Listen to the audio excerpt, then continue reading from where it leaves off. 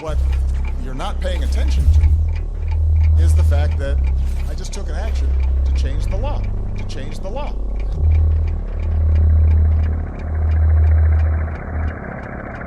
I think all our society is run by insane people for insane objects and objectives.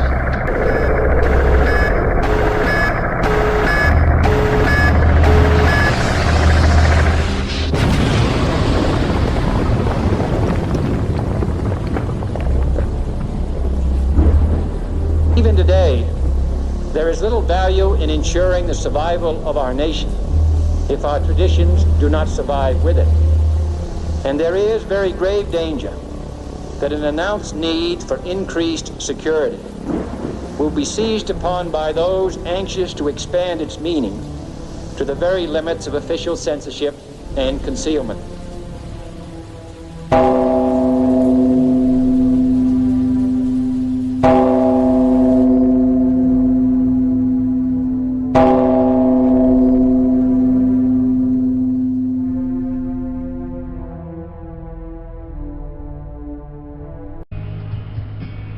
Today is August 27th, 2014. I just want to talk about some of the things that have came out into the news, which is pretty bizarre. This was a couple days ago. The governor of California, Jerry Brown, he came out and in a speech, he welcomed illegal immigrants into the state of California, which is absolutely illegal. You cannot welcome illegal activity into your state. And he goes on to say that basically what they want to do is they basically want to open borders, and they're coming out with it and saying it publicly. And it's even more bizarre because he's standing in front of a Mexican flag, and then the president of Mexico comes out and speaks. And the president of Mexico comes out and says, "With respect to the sovereignty of the United States, we want to contribute and support agreements that could make immigration reform a reality, because at the end of the day, this is about justice for the North American society." That's great. So basically they're coming out into the open. They're saying they want open borders. He says they want it so you can drive from the United States to Mexico in 20 minutes and there's just no security, basically. That's what they're saying. And I mean, and this is just at a time, he comes out and says this at a time when we're under a serious threat of being attacked by ISIS. Like, I don't know if you guys know what ISIS is, but ISIS did not just come out of nowhere. You guys have heard me talking about how we're funding Al-Qaeda and we're giving the Muslim Brotherhood weapons and we're supporting them. Well, if you remember last year, Obama and the administration was like 3 seconds away from attacking al-Assad in Syria because he wanted to take out Syria, and he was trying to help the rebels. And I was saying, no, we can't do this. Because the rebels are terrorists. Like, they are Al-Qaeda, and they're all over the Middle East.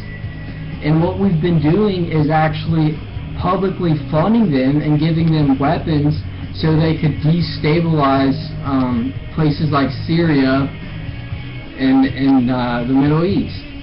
And I've been saying we can't do this. We can't just keep giving them weapons, and it's basically come to the point where they've become so strong now, protected by us and funded by us, that they're able to form an Islamic State. That's what it is, ISIS. They're a state now. They control land now, and it's because we've been funding them publicly. And I've been saying it this whole time. So, I mean, there's that, and when this is all going on, you have Obama coming out, and he's getting ready to use executive action to give amnesty to about 5 million illegal immigrants. he's about to make 5 million illegal immigrants just legal, and they're citizens now. So that's basically why they've been flooding the borders, because they've heard about Obama's amnesty, and they've all wanted to come here to be citizens immediately without having to go through the laws and the processes. And Jeff Sessions came out, I believe he's a representative in Arizona. He came out and said that Obama doing this is a security nightmare, and says the policy can make it easier for terrorists to carry out an attack on the United States. We don't have a clue who's here. They're undocumented. That's the point. We don't know who these people are. We can't just make them all citizens all at once. I promise you some of them are going to be terrorists. Promise you. And we're going to get attacked if people don't wake up to this, and we don't secure our borders. Like, that's what it comes down to. You have retired Lieutenant General McIrony. He comes out and says we should go to DEFCON 1, and that we might see a 9/11 style attack soon. DEFCON 1 is for nuclear war. We've never been in DEFCON 1. You need to understand the severity of the situation here. And then Rick Perry, the governor of Texas, warns that ISIS might be crossing the borders, and that they probably are, and that they may be here. And the FBI and Department of Homeland Security has sent out bulletins saying that, telling the law enforcement and Customs Border Patrol to watch out for ISIS. So with all of this information, what I'm wondering, and what my issue is here, is where is the outcry for borders? You actually have the opposite in California, with Governor Jerry Brown saying that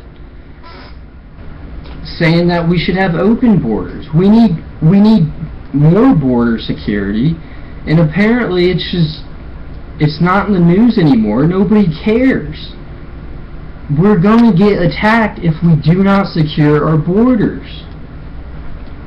I really hope you guys look into this warning, because it's looking like it's coming soon, and I really hope it doesn't happen. I hope I'm completely wrong.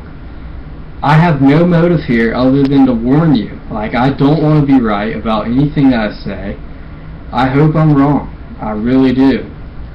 And with the Michael Brown thing, with basically the news is taking this issue and they're turning it into a race issue, which is just ridiculous, because people like me have been warning you guys that they're militarizing the police, and they're turning it into that they're militarizing the police against only black people. No, it's against the whole country.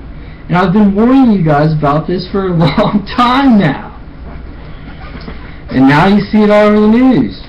But, I mean, definitely, though, the courts are unjust, and they are weighted against black people, and that is a big issue, and we do need to address that. But,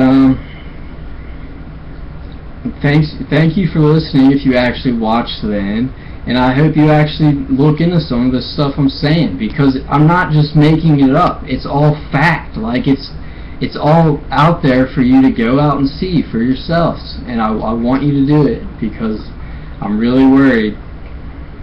Thank you. The FBI National Domestic Threat Assessment is worried about white supremacy extremists, black separatists, violent animal rights extremists, environmentalist extremists, and anti- and pro-abortion activists. And so you see, this makes you all possible suspects. If you're white, if you're black, if you love animals, if you love the environment, if you're for or against abortion. You're all possible suspects. That's what you need to understand. That's what they're doing in the media. They're making you mad at each other. They're making whites and blacks angry at each other with their bogus race-baiting reporting. It's complete nonsense.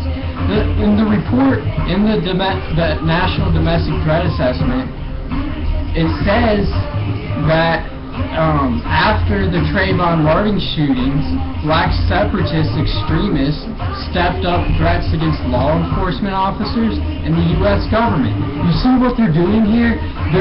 They put it in the media and they blow it up and say, get behind this, get behind this. You have to be for Trayvon Martin, or you have to be for George Zimmerman. And all these people donate. You're all possible terrorists. That's what you need to understand. And under the National Defense Authorization Act, they can just come into your home. You're guilty until proven innocent. You don't get a jury. You don't have any rights. If they suspect you're a terrorist, you have no rights. They can come into your house, black bag you, and disappear you. That was signed into law in 2012. And you don't think that this government would do something like that? They did it to Japanese Americans in 1942. Like, you guys need to understand this. Quit this racist bullcrap. That's not what this country is about. You know, Martin Luther King said that a man should be judged based on the content of his character, not by his race. And where's that, America? Where's that? Because you can't take one guy's actions or multiple guys' actions and say, this is how all white people are, or this is how black people are. It's based on the individual. And that's what you need to understand, because we need to unite right now and quit fighting each other. It's complete nonsense. Complete nonsense. Wake up, America, because this isn't a game. Quit fighting each other and quit letting the media make you angry at each other. We're all in this together. We're all Americans.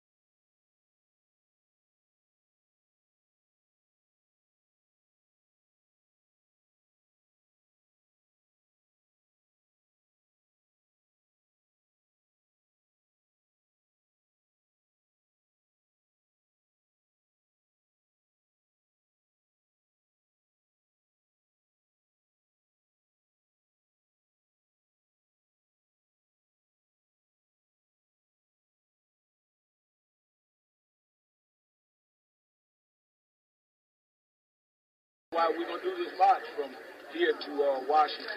We need the Justice Department to step in and take over policing in this country. In the 20th century, they had to fight states' rights, and to get the right to vote, we got to fight states' rights in terms of closing down police cases. Police here to Washington. We need the Justice Department to step in and take over policing in this country. In the 20th century, they had to fight states' rights. There are problems and challenges when it comes to how policing and our laws are applied in certain communities, and we have to pay attention to it and respond. What's also good news is the task force that was made up of law enforcement and community activists that we brought together here in the White House have come up with very constructive, concrete proposals that, if adopted by local communities and by states and by counties, by law enforcement generally, would make a difference. Wouldn't solve every problem, but would make a concrete difference in rebuilding trust and making sure that the overwhelming majority of effective, honest, and fair law enforcement officers, that they're able to do their job better, because it will weed out or retrain or put a stop to those handful who may be not doing what they're supposed to be doing. Now, the challenge for us as the federal government is that we don't run these police forces. I can't federalize every police force in the country and force them to retrain, but what I can do is to start working with them collaboratively so that they can begin this process of change themselves.